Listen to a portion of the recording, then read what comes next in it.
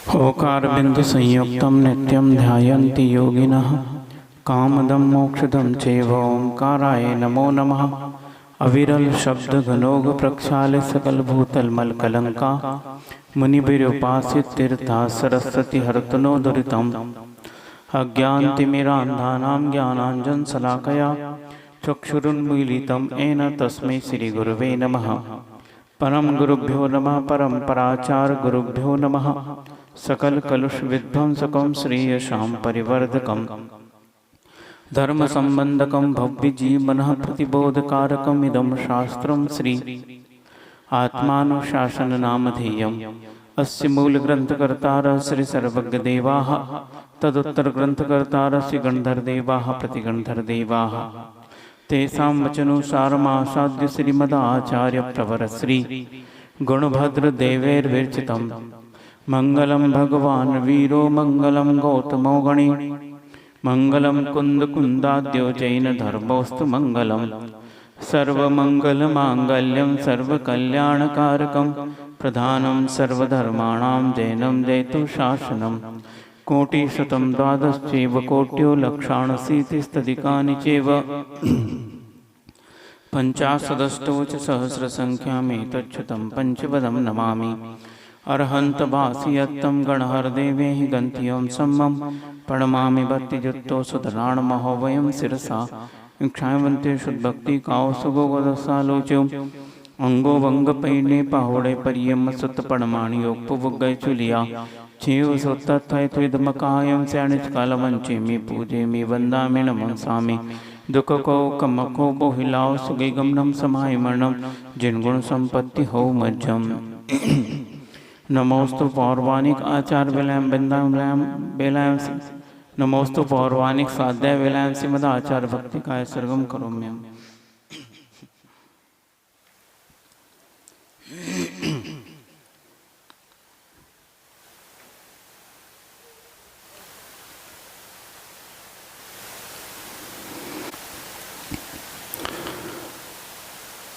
श्रुतजलधिपारगेभ्य स्वपरमत्विभावना पटुमतिभ्य सुचरितपोनिधिभ्यो नमो गुरुभ्यो गुणगुरुभ्यो।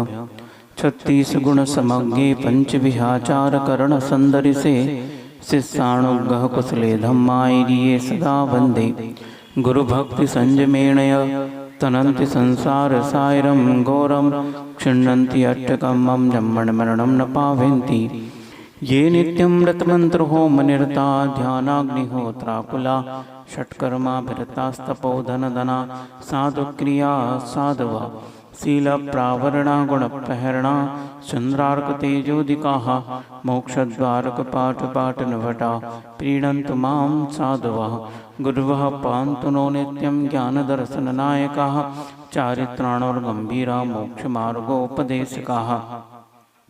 इक्षामन्ते आयरी भक्ति काओ सगो दसालोच्यो संवडाण संवदन संचर्युत्ताणं पंचविहाचारणं आयरियाणं आयारादि शुद्धाणो देशियाणं उवज्जायणं तीरेण गुणपालयाणं सव्वसावणं स्याणिचकालम् अंचेमि पूजेमि वन्दामि नमंसामि दुख को कमखो बोहिलाओ सुगे गमनम समाहि मरणं जिनगुण संपत्ति हो मज्जम। लक्ष्मी निवास निलयम विलीन विलियम निधाय रदिवीरम आत्मानुशासनमहं वक्षे मोक्षाय भव्यानाम्।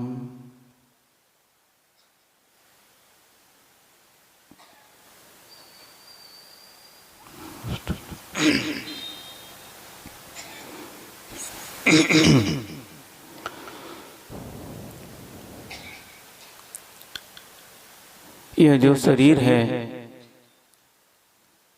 जिसका परिचय सबको है, क्योंकि सबके पास अपना अपना एक शरीर है। वह शरीर 8 अंगों के माध्यम से और कई उपांगों के माध्यम से बना है और यह अपने आप नहीं बना है। इसके पीछे भी कर्म का सिद्धांत है कि औदारिक शरीर नाम कर्म के उदय के माध्यम से इस शरीर की रचना हुई है और उसमें अंगोपांग नाम कर्म के उदय से 8 प्रकार के अंग और कई प्रकार के उपांग बने हैं और इन अंगों के माध्यम से यह शरीर सुंदरता को, पुष्टि को प्राप्त होता है। उसी प्रकार आचार्य महाराज कहते हैं कि ये सम्यक दर्शन भी जो है वह 8 अंगों के माध्यम से सुंदरता और पुष्टि को प्राप्त करता है। ये 8 अंग सम्यक दर्शन में यदि नहीं है तो सम्यक दर्शन कभी निर्मल नहीं हो सकता है, सुंदर नहीं हो सकता है और वह कभी वृद्धि को प्राप्त भी नहीं हो सकता है। उसको बनाए रखने के लिए, जिस प्रकार शरीर को बनाए रखने के लिए 8 अंग की आवश्यकता है। कौन कौन से होते हैं 8 अंग पता है? शरीर में पहले तो हेड ऑफ द डिपार्टमेंट क्या? सिर है, 2 हाथ है, 2 पैर हैं, कितने हो गए? 5 हो गए, और 2 आंखें,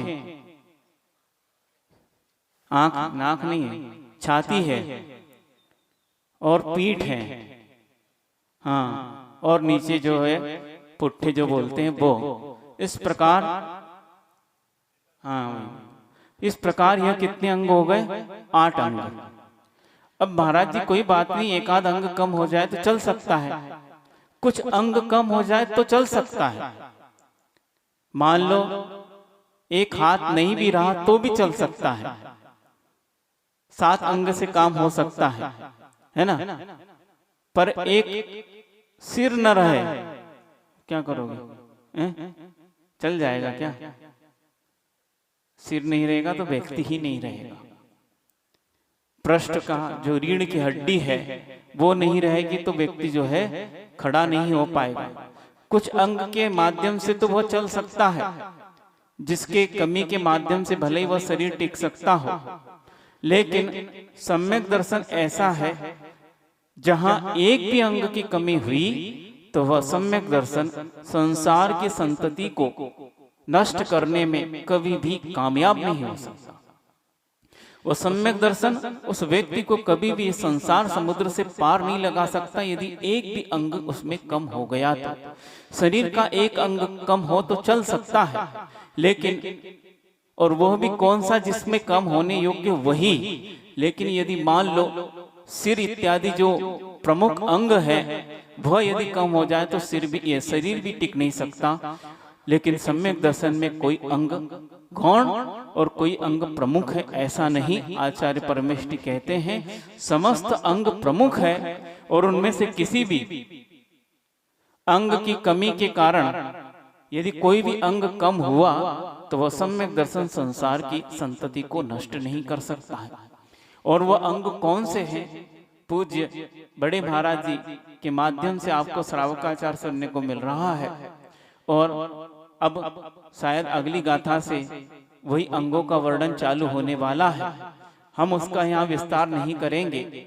हमारा विषय यह है कि जिस प्रकार इन 8 अंगों के माध्यम से सम्यक दर्शन निर्मल होता है, इन्हीं 8 अंगों के माध्यम, इनके माध्यम से नहीं, इनके विपरीत जो 8 व्यक्ति हैं जिन्हें हम अंग न कह के जो है विकृत अंग कह सकते हैं उनको, या उसको दोष कह सकते हैं, उन दोषों के माध्यम से ही सम्यक दर्शन में जो है निर्मलता की समाप्ति होती है। वह सम्यक दर्शन सदोष होता है।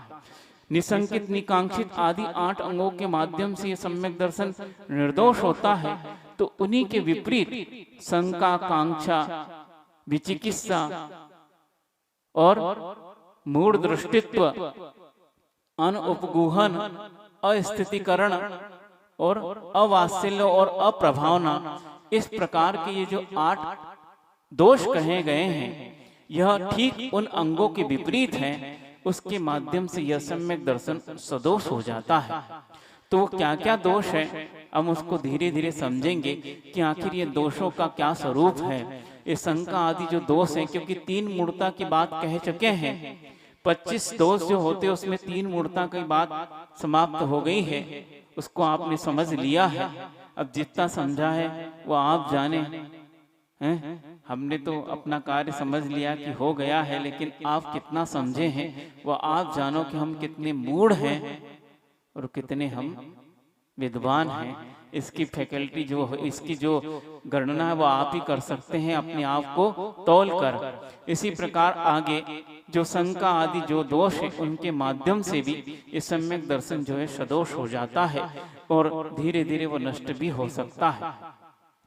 तो शंका जो होती है, और कई बार ये सुना है लौकिक जो है क्या उक्ति है कि शंका की दवाई तो बृहस्पति या जो कौन है वैद्य जो होते ना, शंका का इलाज जो है वो किसी के पास नहीं है।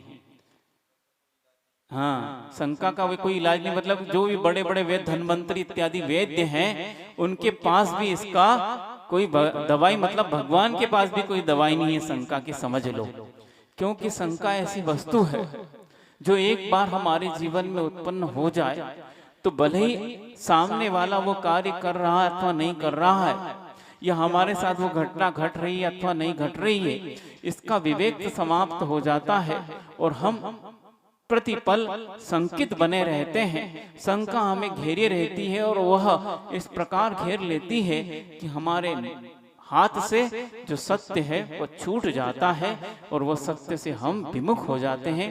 शंका ने इस प्रकार घर कर लिया है। इसलिए आचार्य परमेष्ठी कहते हैं कि विश्वास को यदि बनाए रखना है तो शंका को सबसे पहले समाप्त करो। ये शंका जो है विश्वास को समाप्त करने वाली, विश्वास मतलब सम्यक दर्शन है। आपको विश्वास है कि नहीं? किस पर? देव शास्त्र गुरु पर। विश्वास का अर्थ ही श्रद्धा है, रुचि है, प्रतीति है, श्रद्धान है। ये सब जो है शब्द के भेद हैं, लेकिन इनमें अर्थ व भेद नहीं है, सब एकार्थवाची है। तो विश्वास को समाप्त करने वाली कौन होती है? शंका। यदि शंका एक बार आ गई तो विश्वास जो है हमारा धीरे धीरे समाप्त होने लग जाता है। अब स्वयं भी देख लो, आपकी घर में आपको किसी सदस्य से शंका हो जाए, आप क्या करते हैं? क्या करते हैं? उस व्यक्ति के प्रति हमेशा आप, जब भी वो आएगा, पता नहीं काहे को आ गया, अभी तो गया था, क्यों आ गया, पता नहीं अब क्या होगा। और वो कोई भी कार्य करेगा तो आप उसको बिल्कुल दृष्टि आपकी ऐसी तिरछी जाएगी, तिरछी जाती ना, उसको देखते रहते क्या कर रहा है, ये क्या है। क्योंकि हमारा जो है उसके ऊपर विश्वास उठ गया है, इसलिए इस प्रकार का कार्य हो रहा है। और शंका जो है आचार्य महाराज ने इस प्रकार भी वर्णन किया है कि मुनिराज है, उन्होंने इस धर्म को धारण किया है और वह इस धर्म को धारण करके सुना तो था, इस धर्म के माध्यम से बहुत बहुत रिद्धियों की प्राप्ति होती है, तपस्या बहुत चमत्कार होते हैं और बहुत सारी प्रभावना इत्यादि होती है, जय जयकार होती है। लेकिन उस व्यक्ति ने चारित्र को धारण तो कर लिया, लेकिन इस प्रकार का कोई कार्य उपलब्ध नहीं हो पाया है, कोई चमत्कार या कोई रिद्धि उत्पन्न नहीं हो पाई है।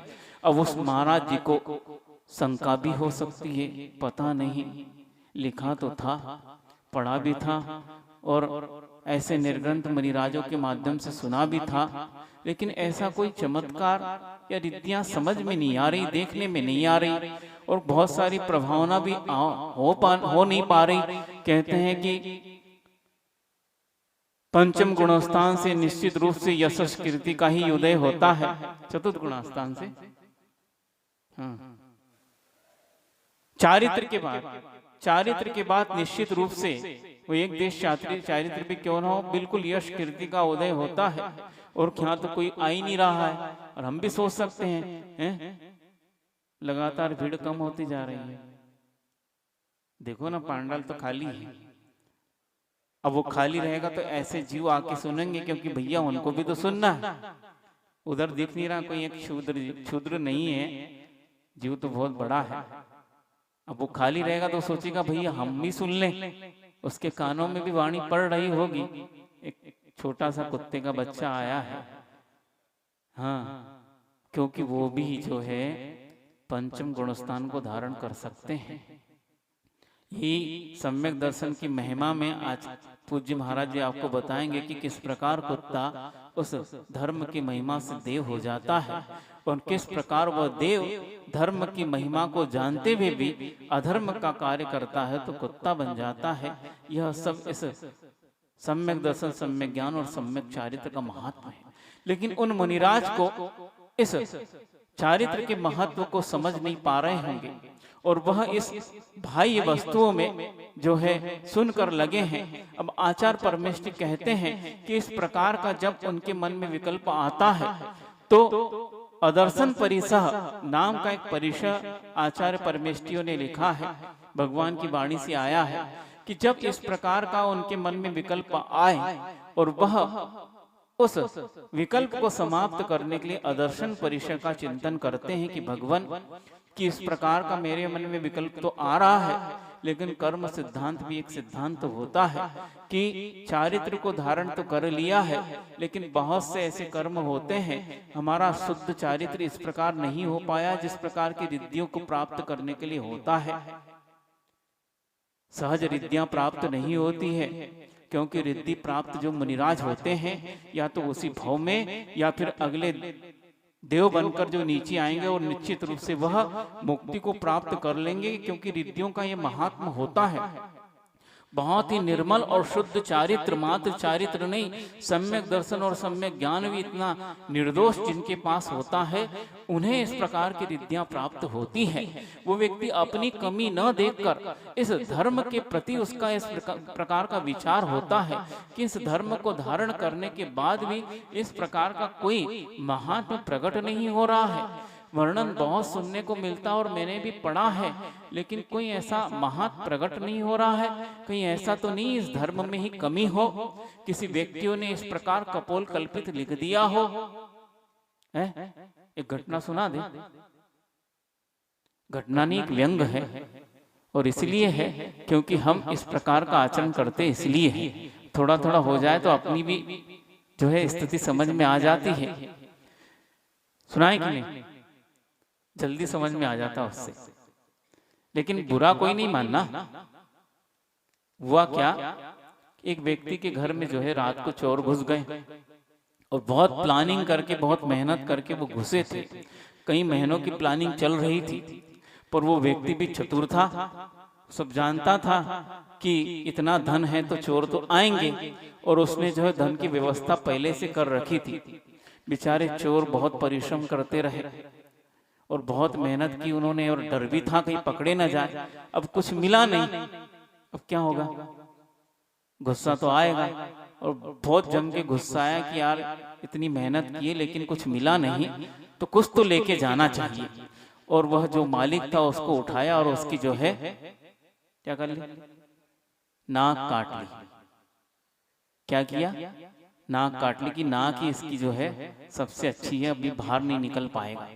काट ली उसकी नाक और चलते बने। वो गुस्सा तो आ गया था लेकिन कुछ लेकर जाना है। अब वो व्यक्ति बेचारा अब सबको कैसे निकल पाए, शर्म तो आ रही थी, लेकिन फिर भी उसने सोचा जीना तो है, अब छुप छुप के कब तक रहेंगे। थोड़ा साहस करता है और बाजार में निकलता है। सब देखकर हंसी उड़ाते हैं कि ये क्या हो गया, किसने नाक काट ली। क्या बताएं, वो थोड़ा झेप तो हुआ, लेकिन उसकी युक्ति देखिए क्या वो युक्ति करके किस प्रकार का प्रोपोगंडा रचता है कि वह कहता है कर लो हंसी मेरी, पर मुझे जो दिख रहा है वो तुमको नहीं दिखेगा। क्या बात है, क्या दिख रहा है तुमको? अरे बहुत बढ़िया चीज दिख रही है, तुम नहीं देख पाओगे। अरे ऐसा कैसे यार, बताओ तो क्या दिख रहा है। अब इस प्रकार व्यक्ति प्रस्तुत करेगा तो उत्सुकता तो बढ़ती है। वो कहता है देखो तुमको क्या दिख रहा है ऊपर आकाश में, क्या दिख रहा है, सूरज दिख रहा है, यही तो है, मुझे चांद भी दिख रहा है। पागल हो गए का, सबसे पूछते दिख रहा चांद, किसी को नहीं दिख रहा। यही गलती है, यही चीज तो मैं कह रहा हूं। मुझे किसी महात्मा ने बताया था, इसीलिए तो मैंने नाक कटा ली। ये तुम्हारी नाक बीच में आ रही, दोनों आंखों के बीच क्या आ रही, इन दोनों आंखों के बीच नाक आ रही है, इसलिए दोनों चीज नहीं दिख रही है। और मेरी नाक इन दोनों आंखों के बीच से चली गई, इसलिए दोनों चीज स्पष्ट दिख रही है। कई लोग तो पास से चले जाते हैं तो पागल हो गया, लेकिन कुछ ऐसे भी होते हैं जो ये इस पागल से भी महापागल होते हैं। वो आ गया, सही भैया सही तो बताओ यार, बिल्कुल सही बता रहा हूं, करके देख लो नहीं तो। और वो बेचारा जो है पट्टी पढ़ाने में आ गया और उसने नाक कटवा ली। अब क्या हुआ, और जैसी नाक कटाई, क्यों क्या कर रहे हो, दिख ही नहीं रहा है तो तुमने झूठ बोला, उल्लू बना दिया। सुनो ऐसा है, मैं अकेला था, सब हंसी उड़ा रहे थे, तुम आ गए, अब दो हो गए, अब तुम किसी को बोलना मत। देखो अपनी बिरादरी कितनी बढ़ती है। हंस रहे हो हैं, हंसी तो आ रही है, ये सब अपनी बातें हैं। क्या कि जब हम समीचीन धर्म पर श्रद्धा नहीं कर पाते हैं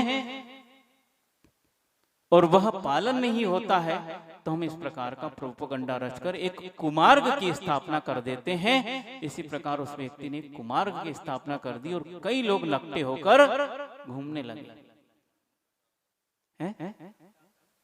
क्या?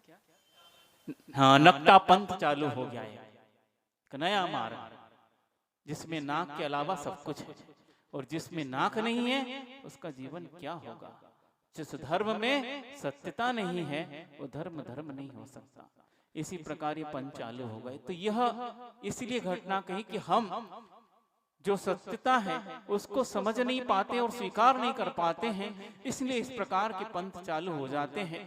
तो आचार्य परमेष्ठी कहते हैं कि जीवन में ऐसा भी समय आ सकता है कि हम अपने आप को न खोज कर पर जो पर तो नहीं, जिनवाणी अपनी स्वयं की है, उस जिनवाणी पर भी, जिनेंद्र भगवान की वाणी पर भी शंका करने लगते हैं, क्योंकि अपनी कमजोरी हमें नहीं दिख पाती है।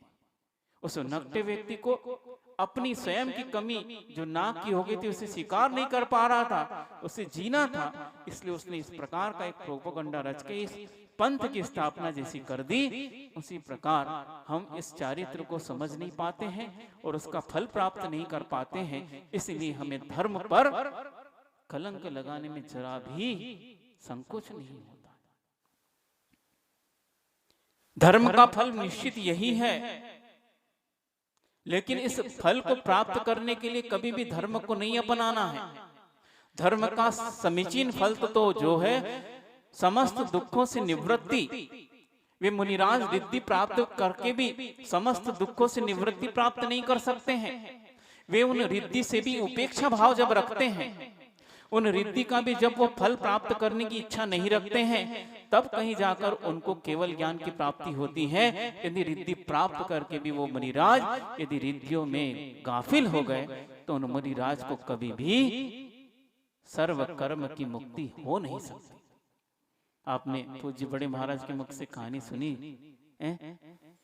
रक्षाबंधन के दिन विष्णु कुमार मुनिराज पता ही नहीं था कब रिद्धि उत्पन्न हो गई। जब एक क्षुल्लक जी ने बताया आपको है, भैया हमको तो पता ही नहीं है। ऐसे होते हैं मुनिराज, क्योंकि चारित्र पर और जिन धर्म पर ऐसा प्रगाढ़ श्रद्धा होता है, ऐसे अतिशय उत्पन्न हो जाते पता ही नहीं चलता, क्योंकि उन अतिशयों की और उनकी कभी दृष्टि नहीं होती है, इसलिए पता नहीं चलता। उन्होंने तो अपने जीवन में आत्मा और शरीर के भेद विज्ञान को जानकर, और यह शरीर और आत्मा का भेद विज्ञान केवल जानना ही नहीं है, मुझे आचरण में लाकर इस शरीर को इस आत्मा से भिन्न करना ही है, इस प्रकार का संकल्प लेते हैं। तो इन रिद्धियों का क्या, ये रिद्धि शरीर आश्रित है, वो शरीर में दिखेगी, आत्मा में कोई रिद्धि नहीं है। आत्मा तो चैतन्य चमत्कार है, और चमत्कार किसी को दिखता नहीं, वो केवल अनुभूति की बात है। उस अनुभूति को वो मुनिराज बैठे बैठे एकांत में, गुफाओं में, महाजंगल में भी सिंह की भी दहाड़ क्यों ना आए,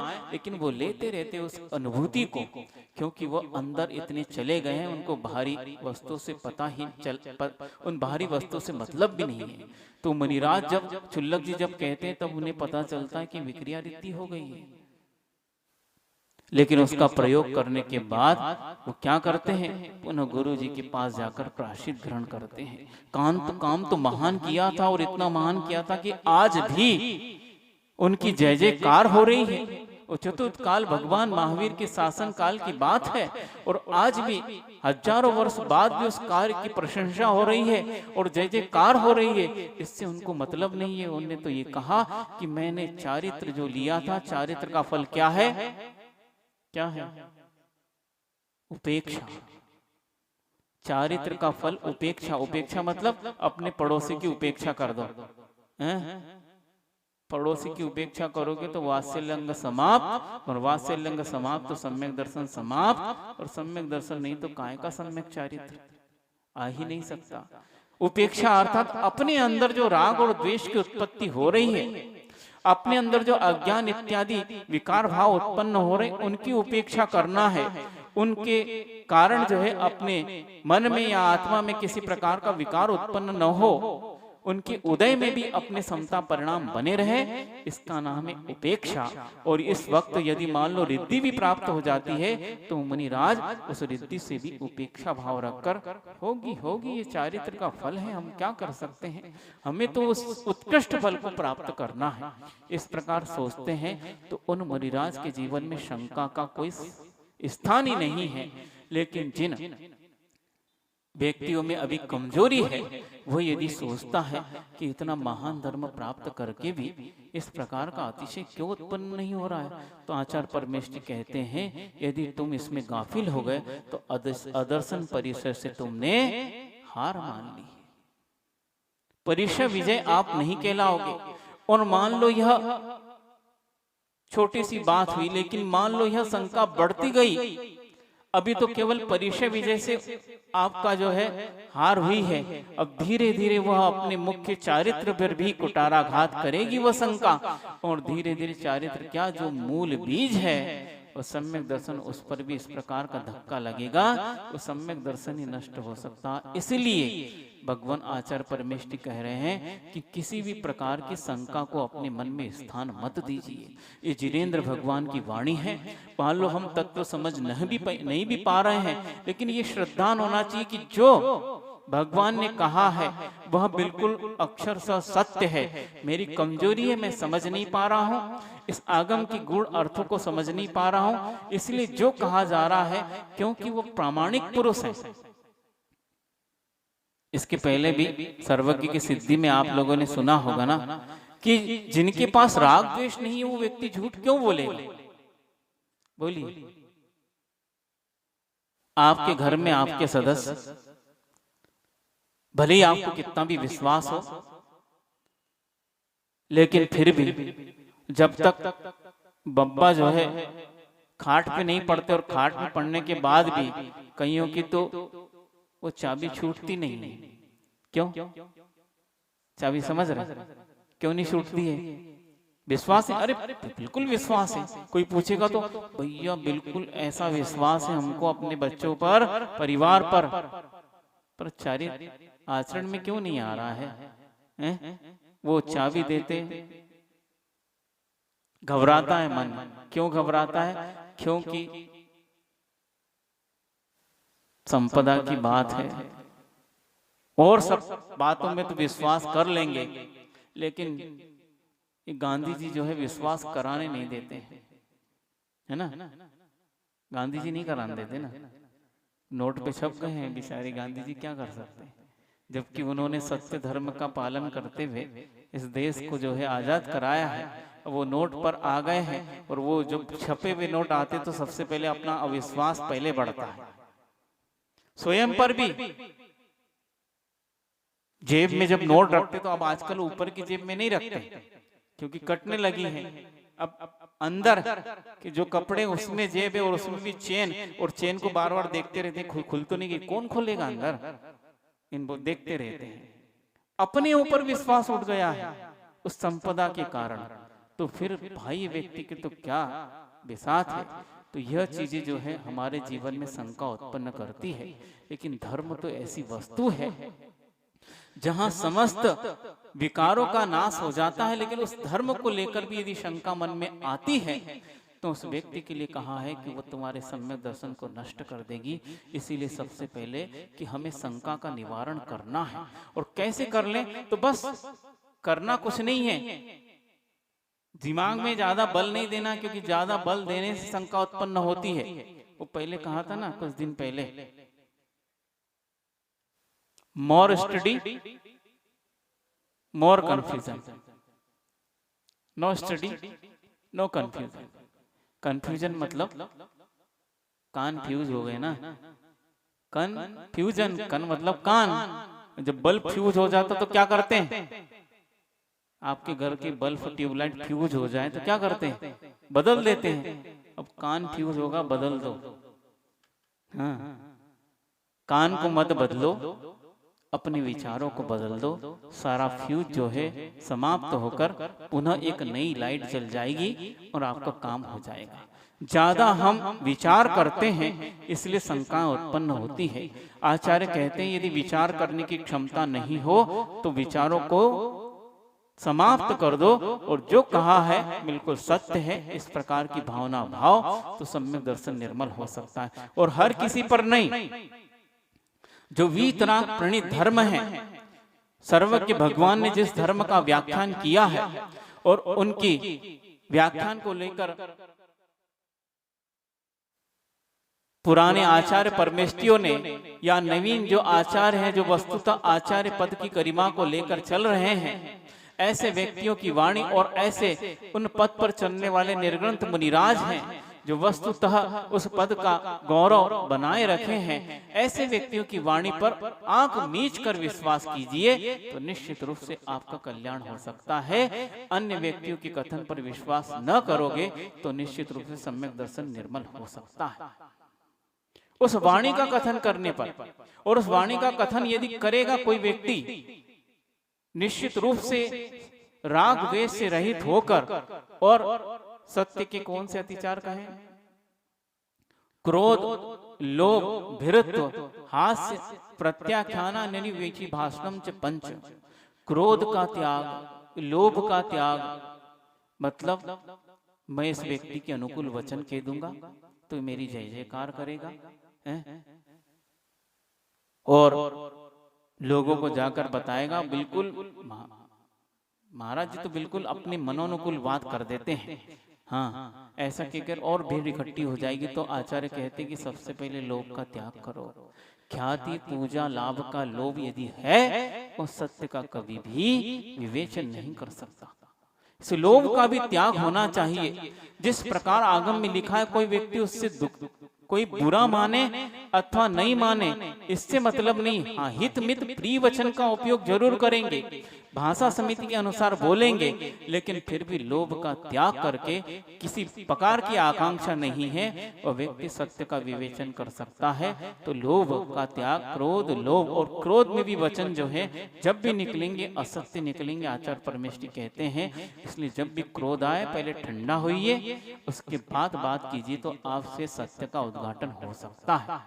क्रोध, लोभ, भीरुत्व, भय का त्याग, किसी भय से वो भैया हम नहीं कहेंगे तो वो राजा जो है हमारे लिए प्राण दंड दे देगा या और कोई भी व्यक्ति दे देगा, इसीलिए उनके अनुकूल जो हो वो कहना चाहिए। इसी प्रकार भय के कारण एक ऐसी कहानी आती, राजा पर्वत और वसु की, नारद की।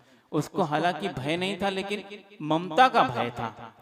वो जो है वो पर्वत की जो माँ थी उनसे उनको अनुराग था राजा वसु को, इसने उनके अनुकूल वचन कह दिया। तो क्या हुआ, कहानी आप पढ़ लेना, शायद पद्म पुराण में कहानी आती है कि वह जो राजा वसु जिसकी यह बात चरितार्थ थी कि ये सत्यवादी है और उनका सिंहासन थोड़ा सा अधर में रहता, ऐसा प्रचलित था।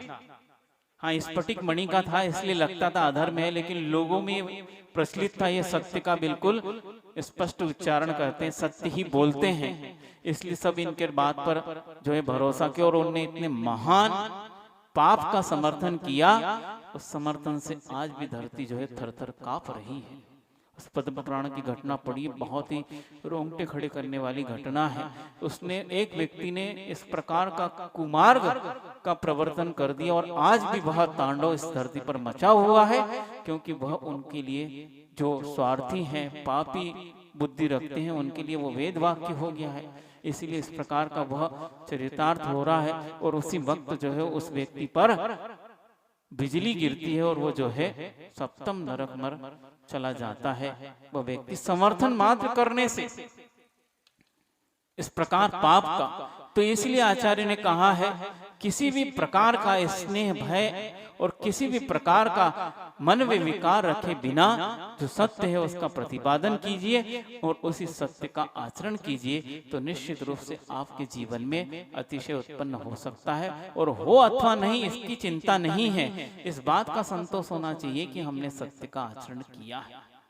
संतोष सबसे मुख्य है और जो संतोषी है उसके समान कोई भी वैभवशाली नहीं होता है। हाँ, वो मुनिराज भी इसी संतोष का आचरण करके अदर्शन जैसे परिसव को सहन करते हैं। हाँ, अदर्शन परिसर सहन करने के लिए यही विचार है। आचार्यों ने बहुत अच्छा वर्णन किया, आप सर्वार सिद्धि पढ़िए, उसमें लिखा है कि अदर्शन परिसर उत्पन्न, अदर्शन अर्थात दर्शन से भिन्न उस सम्यक दर्शन पर कुटाराघात करने के लिए, क्योंकि विश्वास कमजोर हो रहा है। इस व्रत को धारण करने के बाद भी इस प्रकार का अतिशय नहीं उत्पन्न हो रहा है, उन मुनिराज के मन में भी उस दर्शन के प्रति जो है शिथिलता आ सकती है और शंका उत्पन्न हो सकती है। इसीलिए आचार्य परमेष्ठी कहते हैं इस अदर्शन परिसर को भी सहन करो और अपने विचार इस प्रकार बनाओ कि कर्म का उदय है, इतना करने के बाद भी मुझ में ही कोई कमी होगी, इस धर्म में कोई भी कमी नहीं है, धर्म तो सत्य है और इसका यदि निर्दोष आचरण किया तो इसका फल ये है, पक्का है। इस प्रकार का अपना विचार होना चाहिए। तो शंका जिसके मन में आएगी वो व्यक्ति जो है सम्यक दर्शन से हाथ धो बैठेगा। इसलिए शंका को समाप्त करो, जो पढ़ा है, जो सुनने में आ रहा है वो सत्य है, बाकी सब असत्य है, और इस प्रकार विचार करो तो निश्चित रूप से आपका सम्यक दर्शन निर्मल होगा। अच्छे अच्छे पापियों के भी सम्यक दर्शन इसी निशंक अंग से शुद्ध हुए हैं। आप घटना पढ़िए और पूज्य बड़े महाराज जी के मुख से आप सुनोगे, बहुत ही मार्मिक घटनाएं हैं। तो इस प्रकार यह शंका रूपी दोष है। उसके बाद एक और दोष आता है, एक नहीं 8 आएंगे, कांक्षा दोष। उसके पहले शंका दोष के लिए एक और बात कि वही मुनिराज जिस प्रकार की शंका करते हैं उन्हीं के लिए संबोधन आचार्य परमेष्ठी कहते हैं कि कोई भी व्यक्ति रोगी होता है और रोग के लिए रोग का निदान भी कर लेता है और उसका औषध भी सेवन करता है, लेकिन क्या होता है, अब औषध एकदम सेवन करने से रोग तो समाप्त होगा नहीं। एकदम औषध सेवन की और रोग समाप्त हो जाए, यदि आपका विश्वास उस रोग को ठीक करने वाले जो वैद्य हैं, डॉक्टर है, उन पर और उनकी बताई औषधि पर यदि विश्वास है तो वो रोग निश्चित रूप से समाप्त हो सकता है। धीरे धीरे भले ही होगा, औषधि भी अपने समय पर काम करती है, क्योंकि अंदर किस स्थिति में वो रोग जमा हुआ है, उसके पैर कितने मजबूती से जमे हैं वह भी देखना पड़ता है। वो रोग कहीं क्रोनिक तो नहीं हो गया, क्रोनिक मतलब पुराना एकदम बहुत सालों का तो नहीं हो गया है, और मान लो सालों का नहीं भी ये तात्कालिक हुआ, लेकिन उसने किस प्रकार की जड़ अपने अंदर जमाई है, उस जड़ों को उखाड़ने के लिए भी औषधि सबसे पहले जाकर उन जड़ों को कमजोर करती है, इसलिए उसमें समय लग सकता है। लेकिन यदि औषधि पर विश्वास है और औषधि देने वाले पर विश्वास है तो एक दिन निश्चित रूप से हम निरोग होंगे। ये विश्वास बनाकर रखिए। यदि आपने औषधि सही सेवन की है तो सही मात्रा में, सही विधि से और सही समय पर सेवन की है तो निश्चित रूप से रोग नष्ट होगा। इसमें किसी प्रकार की शंका ही नहीं है, और इसमें किसी को शंका होती ही नहीं है। होती है? महीनों तक नहीं, सालों तक सेवन करते जाते। और सुना है कुछ रोग तो ऐसे हैं जो राज रोग माने जाते, राज रोग समझ रहे हो, हैं? जीवन भर के लिए लग जाते, जीवन भर उनकी दवाई चाहिए, हार्ट अटैक की या शुगर की, दमा की। और दमा वाले तो एक उसको पहले जो वो चलती थी क्या बोलते, पाइप, पाइप बोलते थे उसको, जिसमें तंबाकू भर के पीते थे, है ना, सिगार, सिगार नहीं कुछ और बोलते थे, चिलम जैसी, चिलम भी नहीं, वो एक अंग्रेजी स्टाइल की रहती थी, चिलम अपनी एक सीधी रहती थी, पाइप बोलते थे उसको, हैं? हुक्का भी अलग है, ये पाइप जो है, पाइप वह इंग्लिस्तान से आया है लगता, हुक्का अपने गांव का, चिलम अपने गांव की, वो पाइप ही बोलते थे उसको। बिल्कुल एक ऊपर ऐसा गोल छेद और ऐसा लगा रहता था। भैया हमने से मतलब उसका उपयोग नहीं किया, कई फिल्मों में देखा है, पुराने में जब फिल्मों में देखते, पुरानी फिल्मों में देखा है, एक एक्टर है वो हमेशा लेकर चलता था। हाँ, तो क्या है, अपन क्यों दे रहे थे उधार, हम भी भूल गए। हाँ, दमा, दमा के लिए। तो इस प्रकार वो एक व्यक्ति लेकर चलते हैं, वो पाइप जैसा, और उसको मुंह में भर के दबाते, एकदम सांस आ जाती है, सांस चली गई थी, इनहेलर जैसा उसको बोलते हैं। तो ये सब जीवन भर लेके चलना, यदि वो नहीं साथ में रहा तो व्यक्ति का इतना दमा उठेगा, हो सकता है उसका प्राणांत भी हो जाए। हुए कुछ नहीं उसमें, केवल हवा है, भारी हवा से अब उनका काम नहीं हो रहा है, कृत्रिम हवा की जरूरत है। और ये क्यों हुआ है, इस प्रकार का अपने आचरण किया है। तो ऐसे राज रोग लग जाते हैं, लेकिन उसका क्षयिक सद्दान जैसा उस पाइप पर है। कितने पर, पाइप पर, इसलिए जेब में रख के चलते हैं, और जैसे ही आता है दबाते। हाँ, जब तक वो है, चलने से पहले उसको पहले टटोलते हैं कि नहीं, रखा है कि नहीं। शुगर वाले पहले से प्रेस में वो हिला के देखते कितनी दवाइयां बची हैं, काम हो पाएगा कि नहीं। कई पत्ते जो है लोगों की अटैची में साथ में चल रहे हैं। यात्रा में टिकट पहले नहीं चाहिए, पहले टिकट वाला जिए, वो तो चाहिए, ये टिकट क्या करेगा, वो पत्ता पहले चाहिए। क्या है ये रोग लग गए हैं, और हमारा श्रद्धान उस दवाई पर कितना है।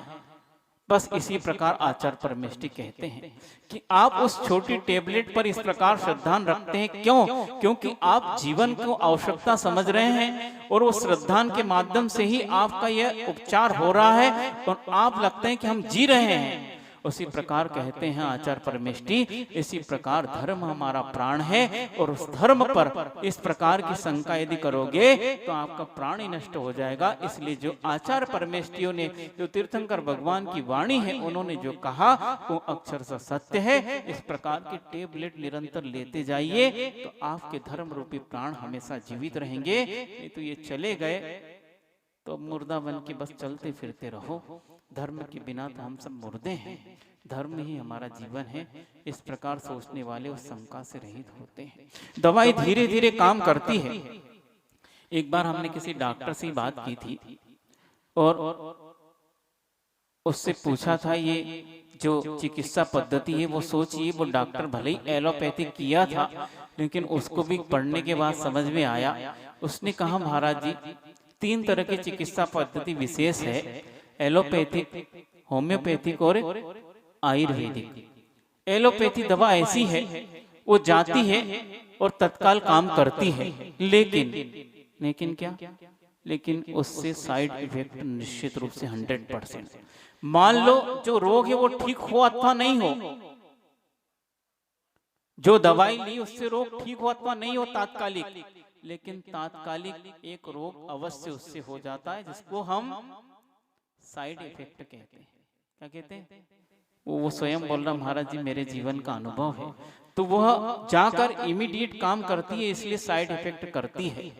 होम्योपैथिक ऐसी पद्धति है, कैसी, कि वह लेते रहते व्यक्ति, जब तक उस व्यक्ति की प्रकृति और उस दवाई की प्रकृति मेच नहीं खाती तब तक वो होम्योपैथिक भी काम नहीं करती, और जैसी उनकी प्रकृति मेच खा गई इमीडिएट वो भी काम करती है, और सालों से लिया गया लेकिन वह फिर कुछ ही दिनों में वह रोग ठीक कर देती। लेकिन जब तक, इसलिए होम्योपैथिक डॉक्टर के पास आप जाओ तो वो रोग नहीं पूछते, घंटे भर तक आपसे बात करेंगे, लेकिन क्या रोग हुआ ये नहीं पूछेंगे।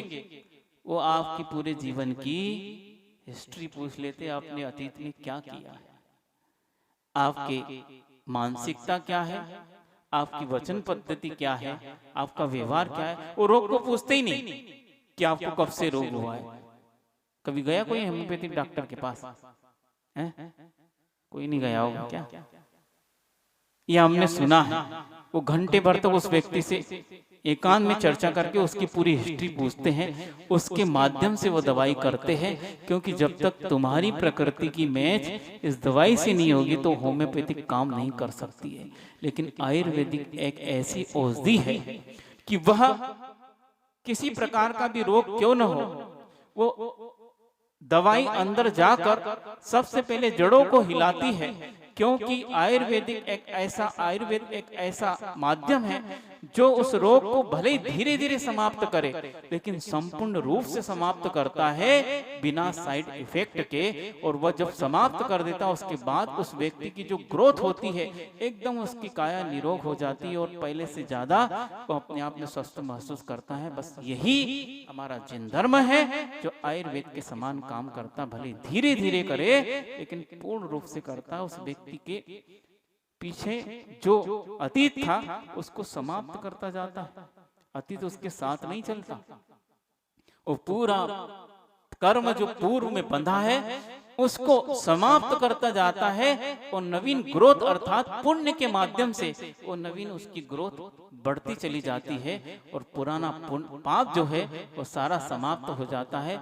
इसी प्रकार हमारा जिन धर्म है, वो स्वयं जैन डॉक्टर था एलोपैथिक का, वो कहता है महाराज आयुर्वेदिक वेद जो है वो जैन दर्शन के समान है, और सबसे उत्तम ये पद्धति है, वो स्वयं एलोपैथिक वाला कह रहा है। इसी कारण आचार्य महाराज ने आज इस प्रकार का संकल्प किया है, पहले से ही है, वो कई बार इस प्रकार का कह चुके हैं लेकिन कोई मानता नहीं था, इसलिए उनने अब बीड़ा ही उठा लिया है कि इस देश में जो पुरानी पद्धति थी और इस देश की पद्धति है वो विदेश से नहीं आई है, इस भारत की ही वो पद्धति है, और इस भारत में ही वह जन्म लेकर बहुत विशाल स्तर पर उसकी वृद्धि हुई थी पूर्व में, लेकिन उसको हम सब भूल गए हैं। इसीलिए उस पद्धति को पुनः जीवित करने के लिए उन्होंने एक ऐसे पूर्ण आयु संस्थान के लिए आशीर्वाद दिया, और वो बहुत तेजी से काम कर रहा है। और बंधुओं सोचिए, पहले ही वर्ष में उस कॉलेज का जो बच्चे जो थे उन्हें परीक्षा दी, 100% तो रिजल्ट आया, लेकिन उस कॉलेज में पहले ही वर्ष में 100% भर्ती हो गई, और 100 की सीट थी और 100 पूरी कुछ ही दिनों में फुल। क्यों? गुरुदेव का ये आशीष और चमत्कार का फल है कि पहले वर्ष किसी को विश्वास होगा, अभी संस्थान खुला है और अभी पहले वर्ष का कॉलेज है, और केवल जैनों को नहीं, अजैन लोग भी वहां आकर हमको इसी कॉलेज में पढ़ना है। अजैन बच्चे, शायद बच्चियों का खुला है अभी तो, हाँ, अजैन बच्चे हमको इसी कॉलेज में पढ़ना है, और जो भी सीट जो देते हैं परसेंट से कि ये परसेंट आप भर सकते हैं, और बाकी सरकारी, तो सरकार ने जो है इस प्रकार का कार्य करके उस कॉलेज की सीट पूरी भर दी है एक ही बार में।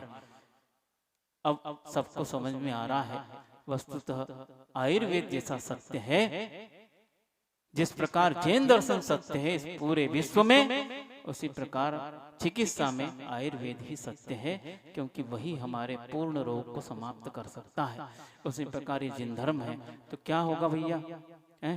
ये उदाहरण इसलिए दिया था कि जिस प्रकार आयुर्वेदिक औषधि धीरे धीरे काम करती है लेकिन पूर्ण रूप से काम करती है, उसी प्रकार ये जिन धर्म आप अपनाइए। जिस दिन से अपनाओगे काम तो उसी दिन से चालू हो गया, दिखने में नहीं आएगा, लेकिन जब एक दिन आप पूर्ण निरोग अपने आप को महसूस करोगे तो ये केवल उसी औषधि का काम है, और अपने अंदर से राग द्वेष संपूर्ण समाप्त महसूस करोगे तो ये इसी जिन धर्म का काम है, ये पक्का, इसमें शंका करने की जरूरत नहीं है बंधुओं। इसीलिए इस प्रकार निशंक अंग के माध्यम से वो व्यक्ति जो है अपने सम्यक दर्शन को निर्मल बनाते हैं।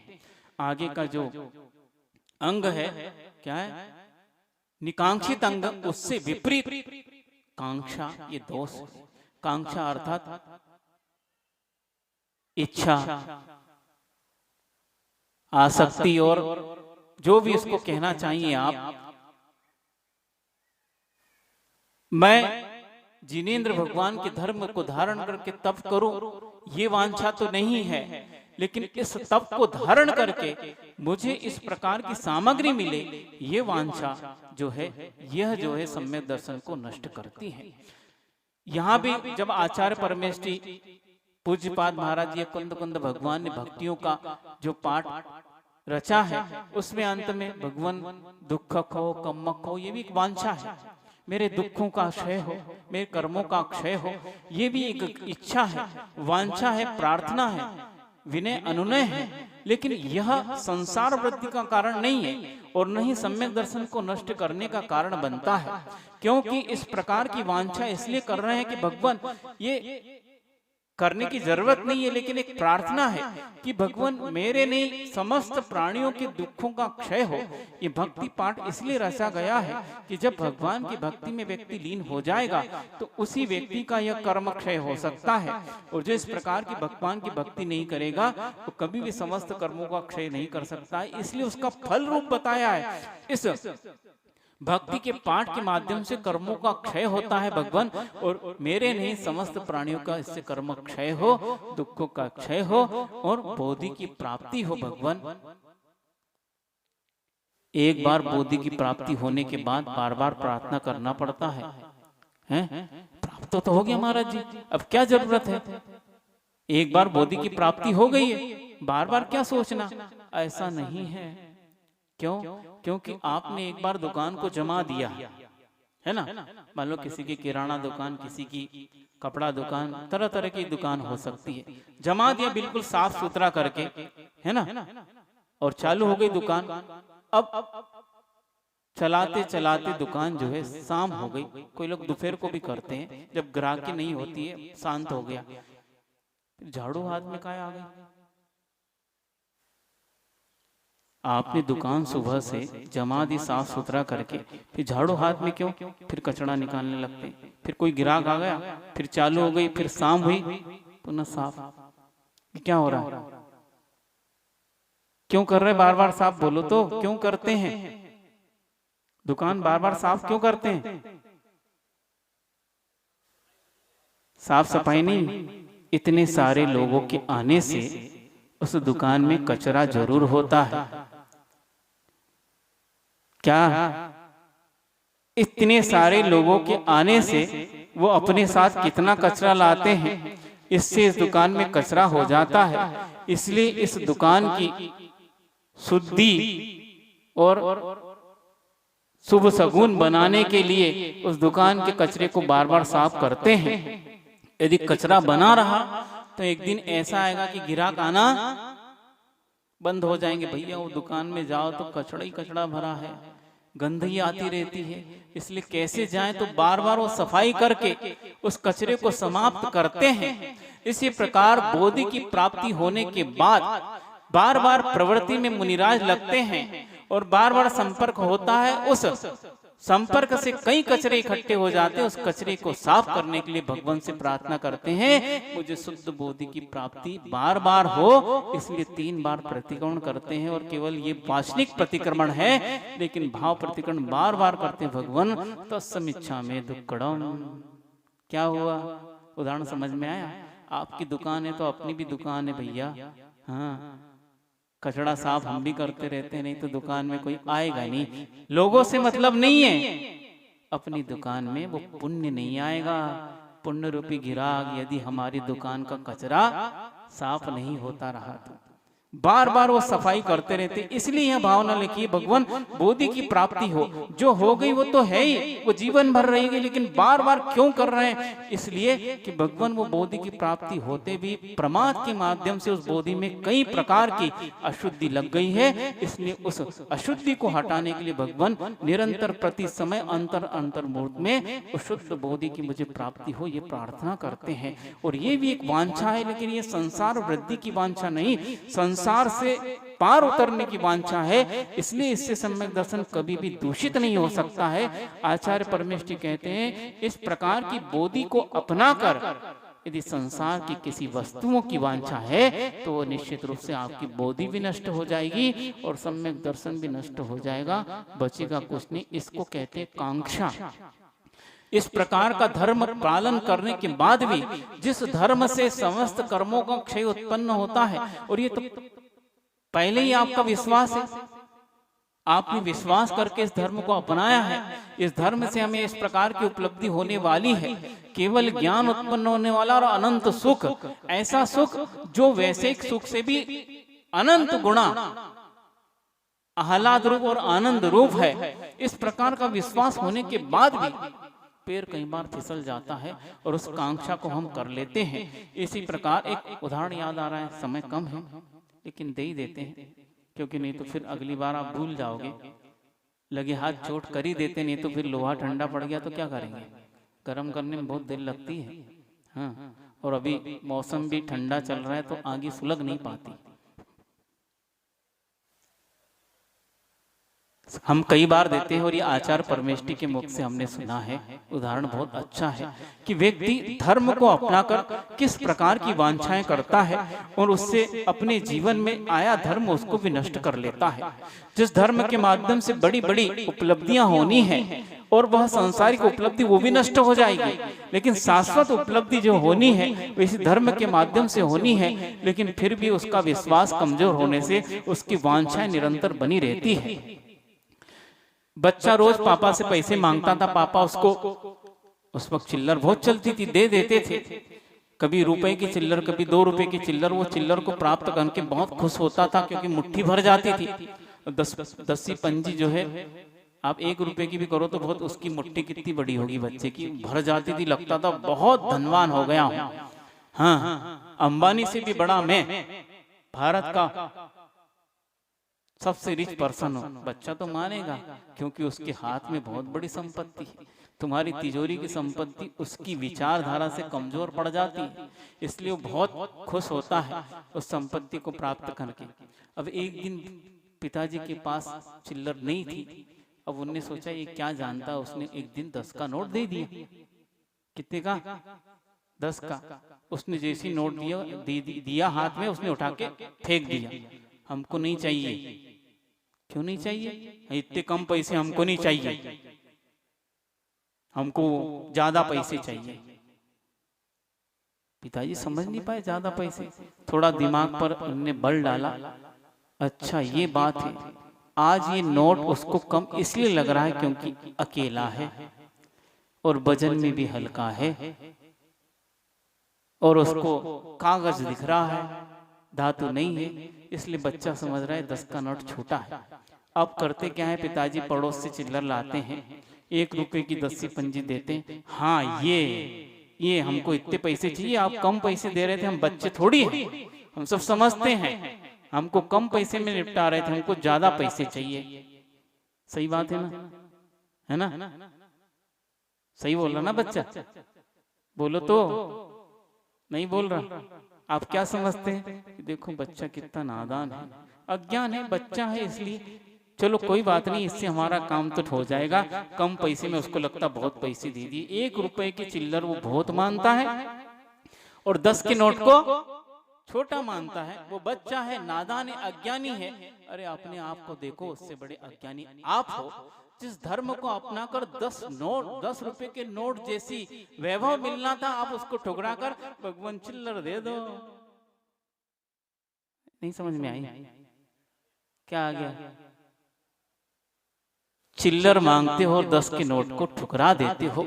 जिस धर्म के माध्यम से शाश्वत सुख, सिद्धत्व सुख की प्राप्ति होनी है, उसको आप ठुकरा देते हो और उससे भगवान से जाकर, भगवान बस थोड़ी सी कमी रह गई, मेरी भक्ति में कमी तो नहीं है, बस आपकी कृपा में कमी हो गई है। कल तो दुकान अच्छी चली है, आज और कृपा हो जाए तो बस क्या, बस कर्जा ही निपट जाएगा। क्या है ये? उस बच्चे से भी ज्यादा गए बीते आप हो कि जिस धर्म से शाश्वत सुख की प्राप्ति होनी थी, उससे हम वैश्विक सुख को प्राप्त करना चाहते हैं। उस बच्चे से 10 के नोट को ठुकरा कर चिल्लर चाह रहे हो। इसी प्रकार उदाहरण अच्छा है कि नहीं है? गुरुदेव के मुख से सुना, हमको भी बहुत अच्छा लगता है कि देखो एकदम दिमाग में सटीक बैठ जाता है। उदाहरण उस बच्चे को लेकर दिया है, लेकिन किस प्रकार अपने अंदर उस उदाहरण से एकदम जागृति आती कि वस्तु तो हम क्या कर रहे हैं। उस बच्चे को हम नादान कहकर इस परिस्थिति को टाल देते हैं, लेकिन कभी अपने अंदर बैठकर नहीं सोचा कि हमने भी दुनिया में अनंत काल से यही कार्य किया है। जो प्राप्त करना, जिस माध्यम से जो प्राप्त होना था, उसको ठुकरा कर जो वैसे ही प्राप्त होएगा, उसको कभी कोई जो है छुड़ा नहीं सकता। जब भी कृषक खेती करता और खेत में बीज डालता है, वो कभी भगवान से प्रार्थना नहीं करता कि भगवान मेरे के लिए घास फूस उत्पन्न हो जाए। करता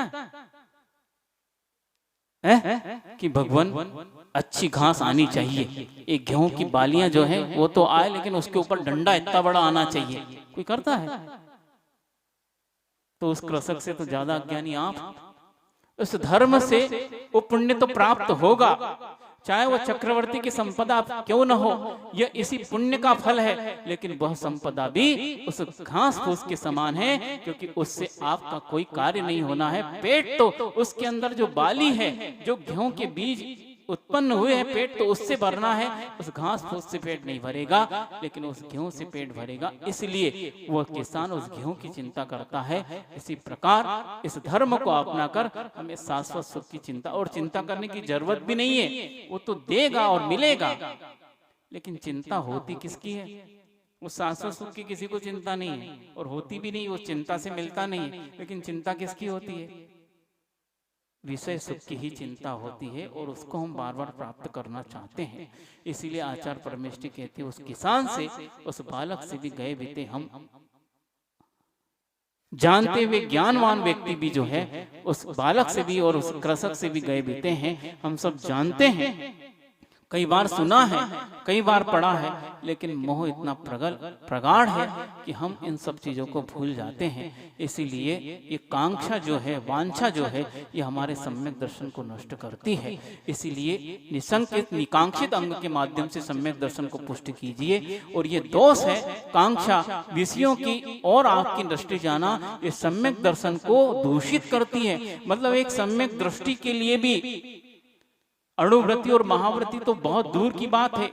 एक सम्यक दृष्टि है, उसके लिए भी ये कहा गया, भले ही वो असंयमी है, उसके पास संयम नहीं है, लेकिन फिर भी वह धर्म को अपनाकर, सम्यक दर्शन को अपनाकर कभी भी विषयों की वांछा नहीं करता। यदि करता है तो उसका सम्यक दर्शन नष्ट हो जाएगा। इसलिए कांक्षा एक दोष है। समय आपका हो गया, आगे भी और दोष है, धीरे धीरे चलेगा। हिंसा परमो धर्म की, बोधि समाधि परिणाम शुद्धि, स्वात्मोपलब्धि शिव सौख्य सिद्धि, चिंतामणिम चिंतित वस्तु दाने त्वं मानस्य ममास्तु देव। द्वादशांग जिनवाड़ी माता की जय। परम पूज्य आचार्य गुरु विद्यासागर जी महामुनि राज की जय। परम पूज्य निर्यापक श्रवण मुनि श्री समय सागर जी महामुनि राज की जय।